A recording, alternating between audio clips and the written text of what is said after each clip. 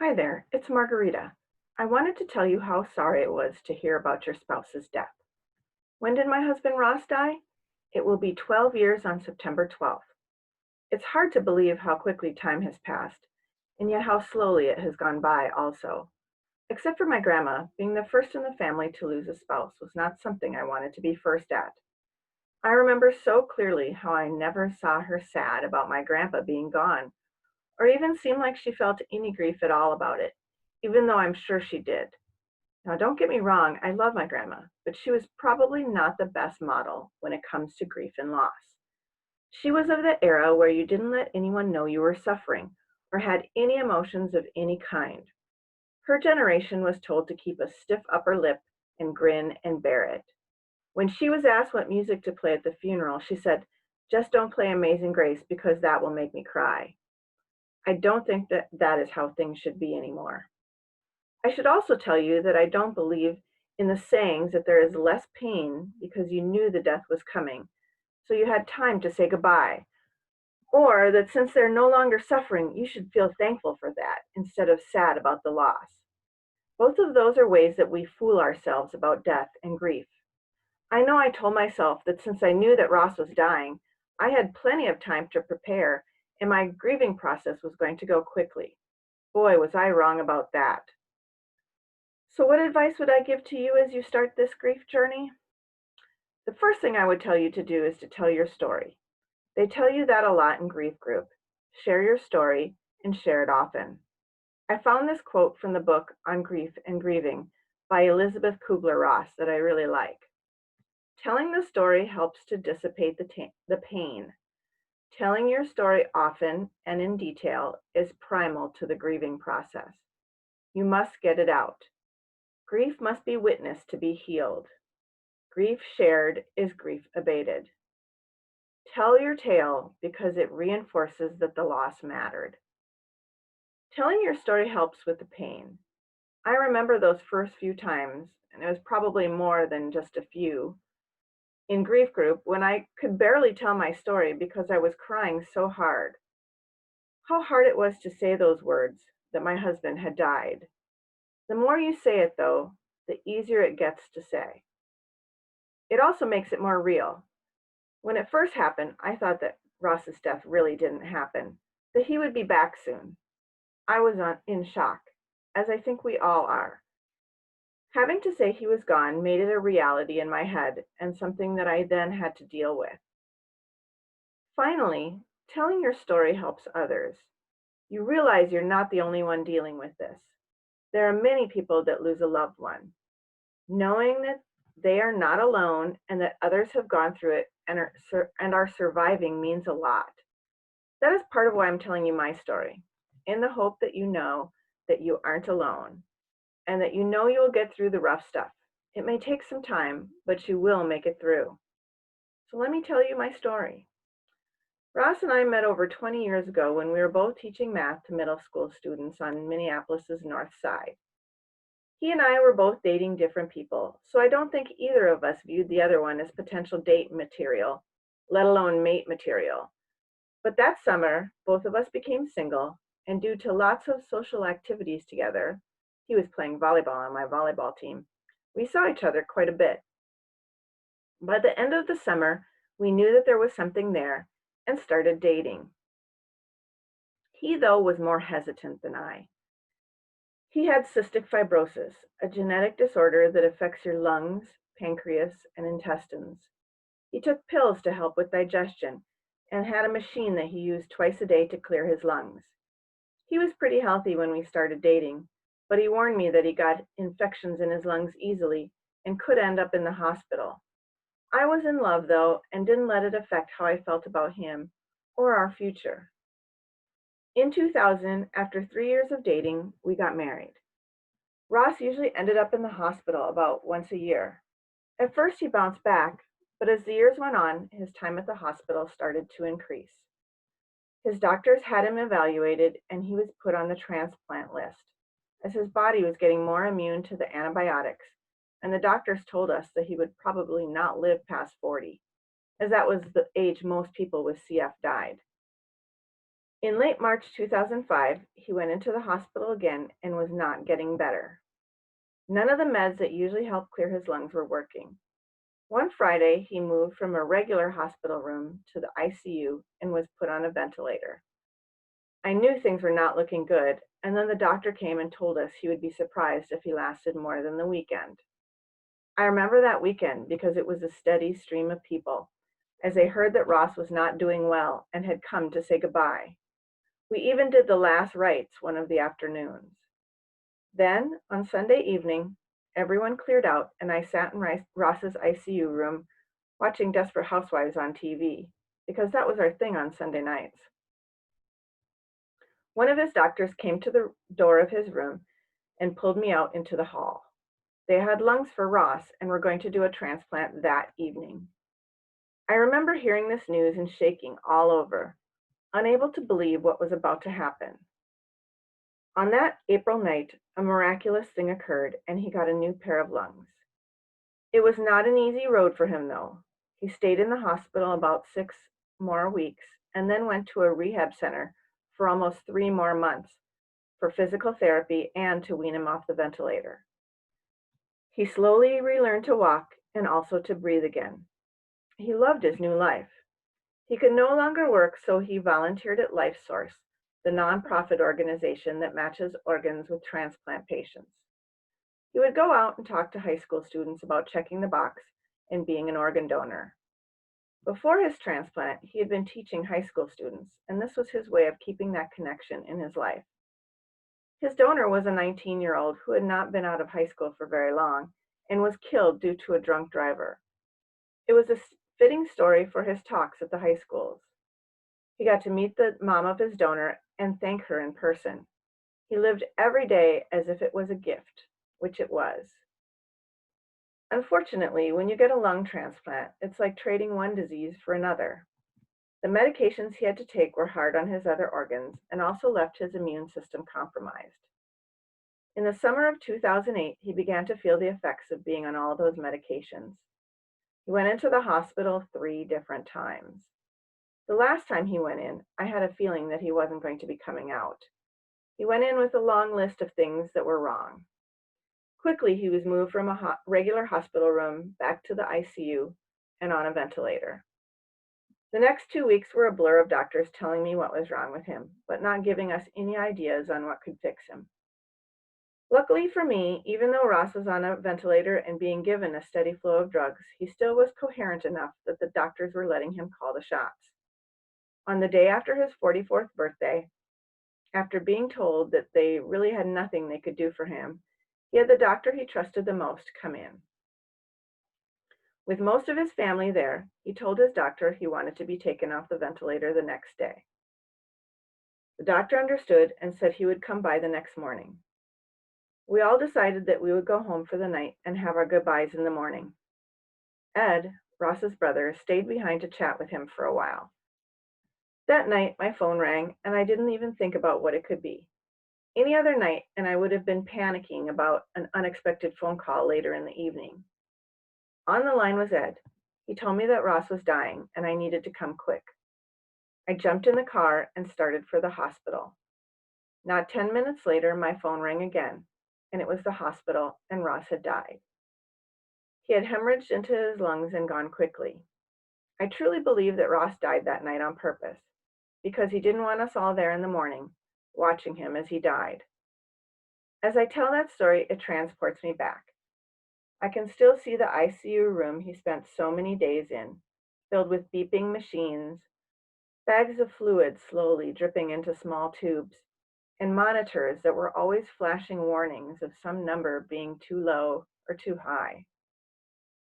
I remember those brightly lit hallways and the smell of antiseptic cleaner. As I tell you my story, there is still a part of me that wants to cry, but now I can get through it, for the most part. So tell your story. Be okay with being sad and in pain, because slowly it becomes less about the pain and more about remembering the time you spent with your loved one. Would you like some more advice? Be kind to yourself and lower your expectations. Don't be so hard on yourself You just had the most important person in your life die, and you can't be expected to be perfect. For now, whatever's happening is okay. I remember feeling so unorganized after Ross died, and this was pretty unusual for me. I had what they call in technical terms grief brain. My thoughts were foggy, my memory bad, and I couldn't make a decision to save my life. I didn't know what to do with all of the paperwork I was getting, so I would file it in what seemed like a very logical place. Months, and sometimes years later, rummaging through my files, it was not always where I expected it to be. When I couldn't find some paperwork from that time period, I worried too that I had accidentally filed it in the garbage can. Then there was the time I had to make a decision on Ross's headstone. Ross and I had talked about many parts of his death, but the thing he made sure I knew was that he wanted a headstone. He didn't care about any of the other funeral arrangements, including the casket and the program, but he made it known he wanted a headstone, no matter what the cost.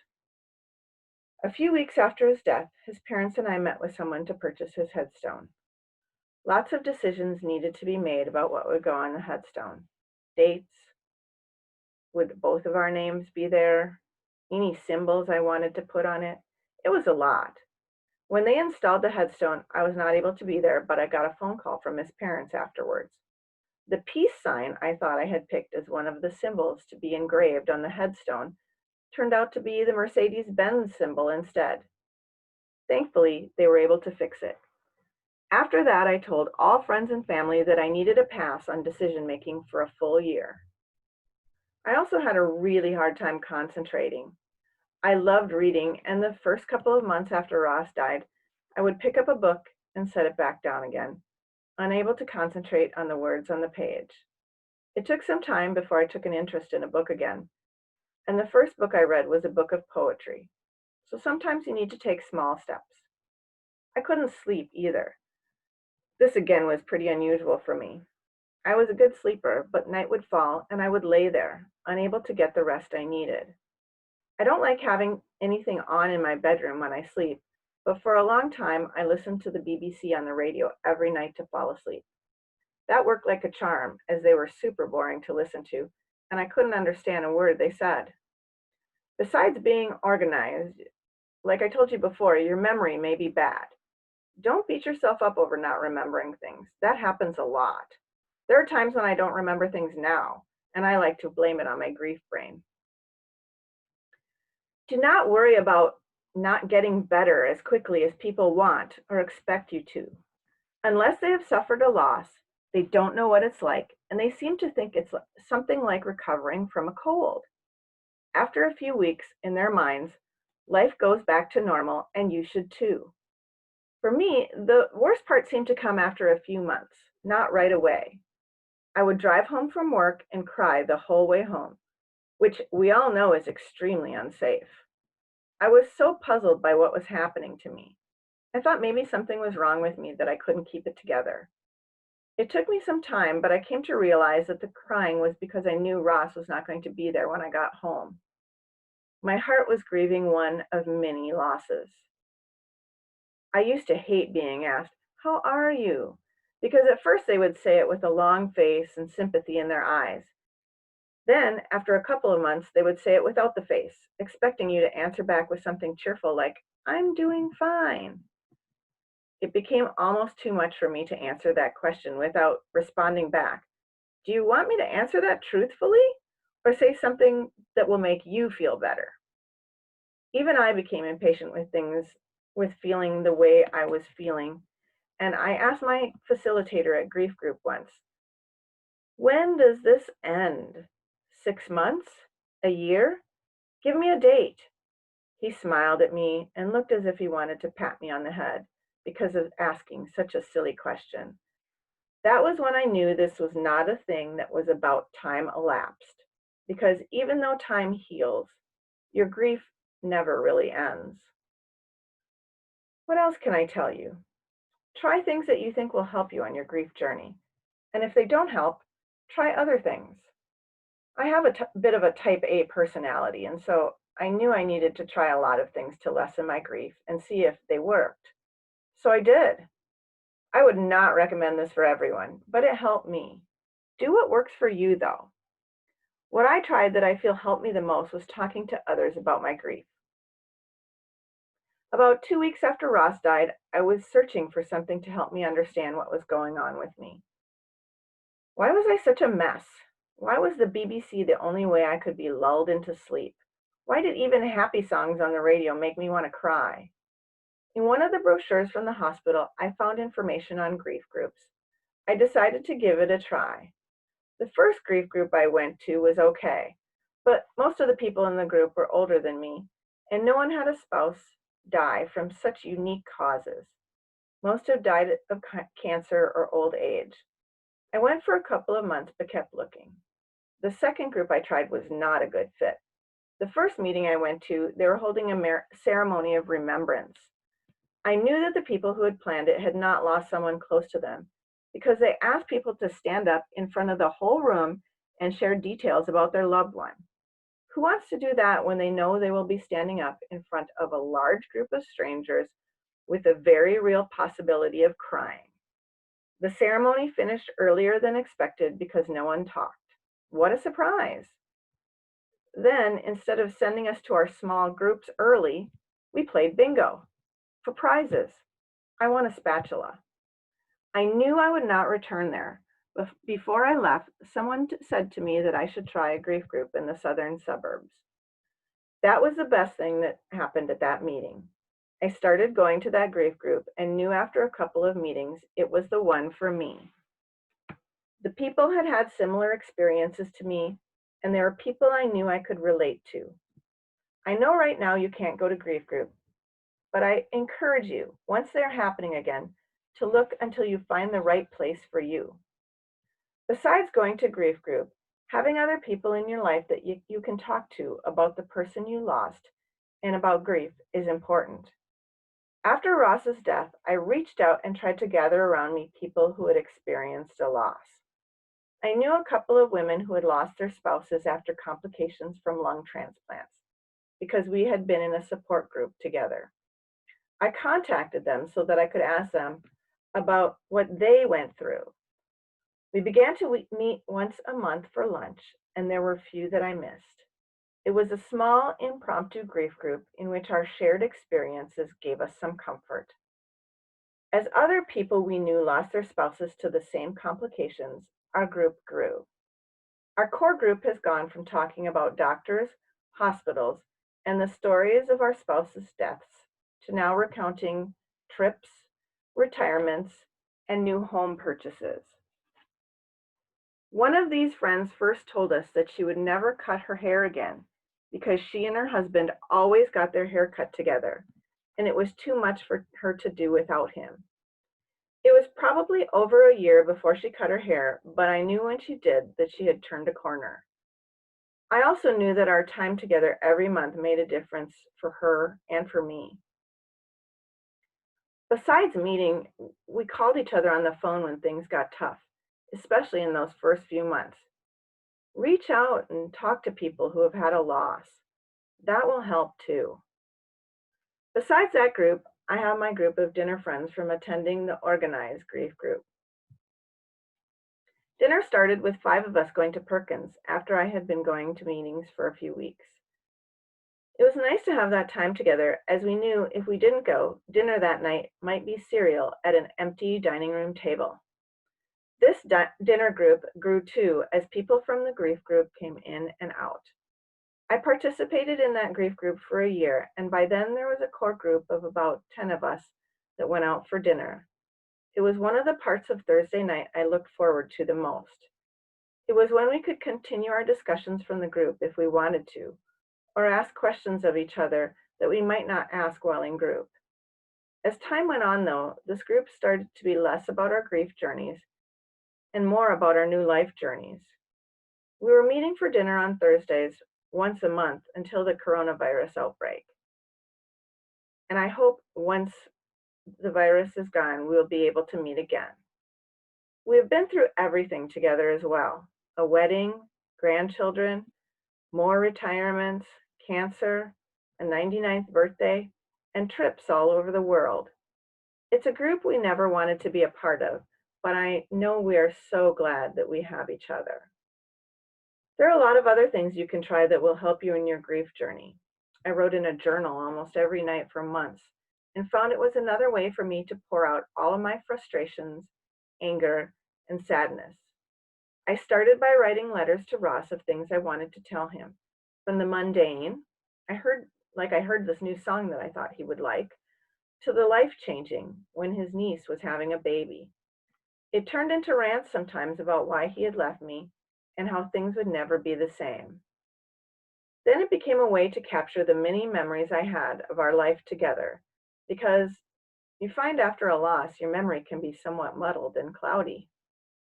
I still have those journals and one day intend to read back through them when I'm ready. Exercise was another thing that made a big difference for me. In fact, exercise was one of the few things I found that made me feel good in those first few months. And by good, I mean that shot of endorphins made me forget for just a little while that my world had changed. I started running after Ross had his transplant, and I found that it relieved the stress I felt about the whole situation, even if only temporarily. After Ross died, I didn't want to do anything, but I had people that encouraged me to keep running and to keep exercising. If you don't want to exercise alone, find a friend or a small group that you could go walking or running with. Find and take online exercise classes. Do whatever you can so that you start or continue to exercise. Finally, if you feel in the depths of despair, talk to a professional. There's nothing wrong with that. Grief groups are great and work for most people most of the time. But you may find a time when you are overwhelmed and need more than just a grief group. I saw a grief counselor for a time, and it was a good experience for me. I'm glad I reached out to someone when I needed a little more help. The last piece of advice that I will give you is once you do start to feel like the fog is lifting and the lows are not as low as they used to be brave. And when I say be brave, I mean be brave in baby steps. Going to a grief group where you may not know anyone, that's being brave. Asking for help from others when you need it, that's another way to be brave. Even in this time, you should still reach out. There are people who want to help, but don't always know how. Now, finding the new you, even though you don't want to, that is really being brave. You'll hear those words, finding your new normal, all the time. I know for some people, you don't want to hear those words, and you don't want to find your new normal. You may think that doing this is a betrayal of your spouse. I would say, though, that when you are ready to find your new normal, it's the best present you can give to the person you lost. I, of course, tried many things. I love music, so I volunteered at a music venue. I know people who volunteered at the Guthrie so they can see plays. I had a friend who joined a group to play cards as she loved doing that. This is the time to find out what you like and what you want. Don't rule anything out. Before I go, I wanted to share a quote I heard a couple of years ago from a speaker at one of our grief groups. It has always resonated with me. Grief never ends, but it changes. It's a passage, not a place to stay. Grief is not a sign of weakness, nor a lack of faith. It is the price of love.